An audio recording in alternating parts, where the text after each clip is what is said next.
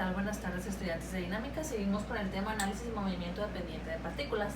Este es un pequeño problema que dice así: determina la rapidez del bloque B. Si yo quiero saber cuál es mi velocidad en mi bloque B, si el extremo de la cuerda en A se jala hacia abajo con una rapidez de 2 metros sobre segundo. Entonces yo aquí el extremo, tenemos una mano, estoy jalando el extremo en mi punto A, velocidad A es igual a 2 metros sobre segundo. ¿Sí? Entonces hacia abajo decíamos que es positivo el movimiento, así lo vamos a tomar.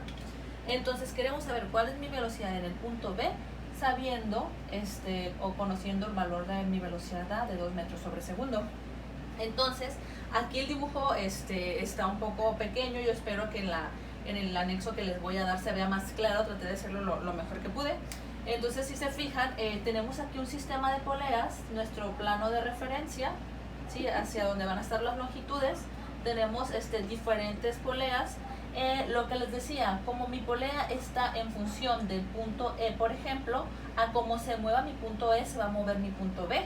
Entonces, por eso es conveniente, y como estamos trabajando con el punto B, denominarla, ¿sí? Desde el centro de esta polea hasta mi eje de referencia va a ser mi SB, ¿sí? Que sería toda esta parte de aquí. Entonces aquí tenemos una cuerda verde y una cuerda roja. Entonces nada más quiero que vean, aquí sería mi SB, ¿sí? Aquí tengo lo que es el punto C.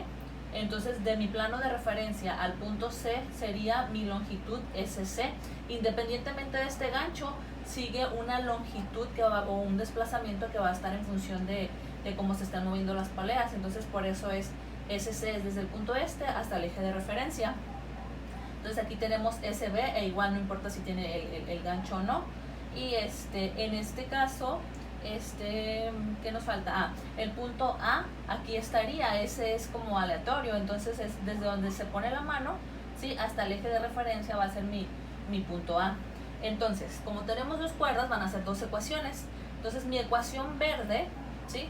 Si se fijan, en este caso, ¿sí? Sería mi parte SC, ¿sí? Sería aquí SC más, entonces mi ecuación verde, como les decía, está unida a esta. Entonces a como se mueva esta polea va a ser, entonces va a ser SB, se va a hacer toda esta parte aquí, SC más SC más SB es igual a mi longitud de la cuerda 1.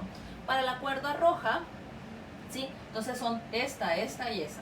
Entonces el que está muy claro es SB, ¿sí? Entonces luego tenemos este cachito de aquí. Entonces este cachito de aquí lo podemos determinar conociendo mi SB y mi SC. Podemos obtener este cachito de aquí. Entonces aquí sería más SB menos SC, sería este cachito de ahí, ¿sí? Y nos faltaría nada más este cachito de aquí, pero en este caso, no, perdón, sería más sería este cachito de aquí.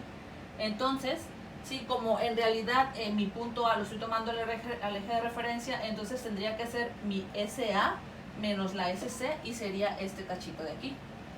Entonces aquí pondríamos más SA menos SC, que sería el cachito ese que les dije va a ser igual a mi longitud de la cuerda 2.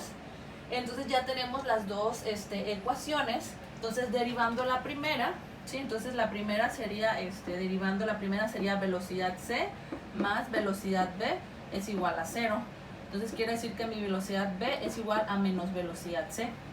Y la segunda, bueno, aquí juntando términos semejantes, aquí sería 2 veces SB, ¿sí? Menos 2 veces SC, menos 2 veces, ¿sí? Más SA es igual a mi longitud de mi cuerda 2.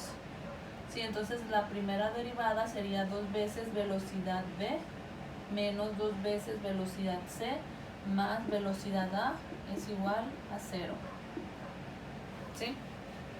Entonces, de aquí sabemos cuál era el valor de mi velocidad A. Entonces primero tenemos que resolver esta. Entonces, haciendo la derivada y dejándola en función de mi velocidad B, quedaría así. Ahora vamos a despejar mi velocidad C, ¿sí? Entonces, menos 2 veces velocidad C va a ser igual a menos velocidad A menos 2 veces mi velocidad B.